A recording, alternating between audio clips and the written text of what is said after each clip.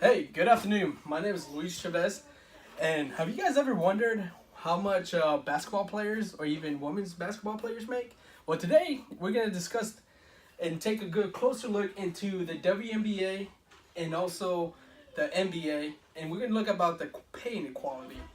So, this topic came along, so I'm a big basketball fanatic. I love the Dallas Mavericks, I'm a fan. I love the Cleveland Cavaliers, LeBron James, Michael Jordan. I'm a big fan of basketball, and so recently, I live here in the Dallas Fort Worth area, and recently there's a WNBA team has actually moved in the area, and they actually play here pretty close. So it wasn't until I went to a WNBA game that I noticed there was a big difference in crowd. The crowd size was not as big as it is at the Dallas Mavericks game. And so you know what, this kind of got me interested. But like, hey, what else is a little bit different between the NBA and also the WNBA? So, today we're gonna be taking a look at we're gonna be discussing the history of the NBA and also the WNBA. We're gonna look at the salaries.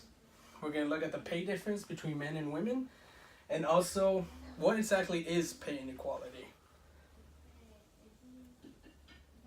So just a little bit of background information on the National Basketball Association, or the Basketball League, National Men's Basketball League.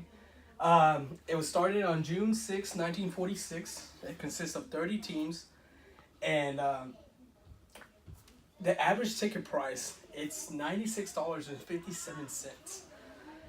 And so what I've learned, that the NBA pays their players 50% of their total revenues.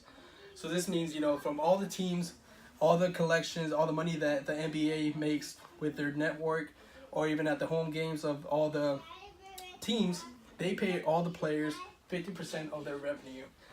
So, and the average attendance per game is 17,319 fans.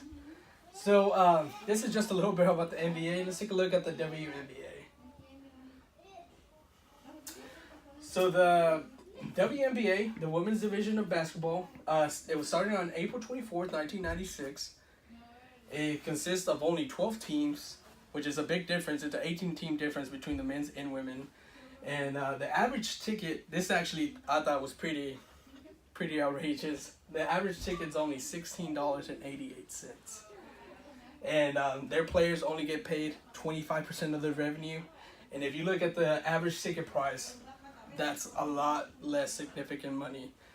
And the average attendance per game is only 7,716. So a very big difference in numbers compared to the ticket prices and the attendance. So now, let's talk a little about the salary. So the NBA, the minimum salary per season is $560,000. This means, players who are coming out from college, who are rookies in the NBA, that's how much they will start making. That's the minimum that you can make. The average salary per season, per player, is around 4.9 million for men's. And the salary cap, it's 99 million. It's a very, very huge numbers. Makes me want to be a basketball player, but I don't have the height or anything. But, let's take a look at the WNBA salary. And the minimum salary per season is $36,570. Huge difference right there. And the average salary, it's only $72,000. And the maximum salary per season, $110,000. $110,000. So it's very big difference. Let's take a look at the men's salary for this is. I know the number's a little bit shocking, so let's take a little bit look at it. So average 4.9 million compared to 72,000. I mean, it's shocking. I was very shocked when I read these statistics, and so what I've learned also is that with the WNBA, so a lot of the WNBA players do. So when they have a off season, so whenever they're finished playing their season here in the U.S., a lot of them will actually go overseas and play for the Chinese league or from other different countries. So they'll they'll actually end up making a lot more money overseas than they do here in the U.S. So that's something to keep in mind. You know, it's a very huge difference. So what is pay inequality? Pay inequality refers to the extent of which income is distributed by an uneven manner among a population. Does it differ between men and women? So right now we're gonna talk a little bit. We're gonna move a little bit away from basketball and just kind of talk about, you know, just a regular jobs basis. Men earn 2.4% more than women, and this is talking about outside of basketball. Women are paid 78 cents for every dollar a man is paid.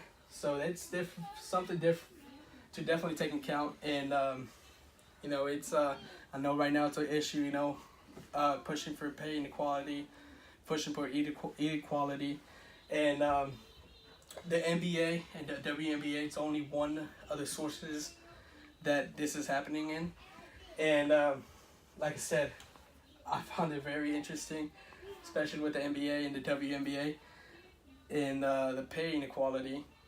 So, you know, LeBron James, there's a statistic that says LeBron James makes around $17 to $18 million a year just in endorsements. So it's, you know, it's very different, you know. And when I've been to a Dallas Mavericks game myself, you know, the atmosphere is a lot more, you know, how everything's more crowded. And when you go to your WNBA, you know, the arena's a lot smaller. It's a lot more affordable, easy to take a family out. And I really do hope you guys have taken a little bit away from my presentation. And overall, you know, we're talking about the average ticket prices, the average pay, and the maximum pay.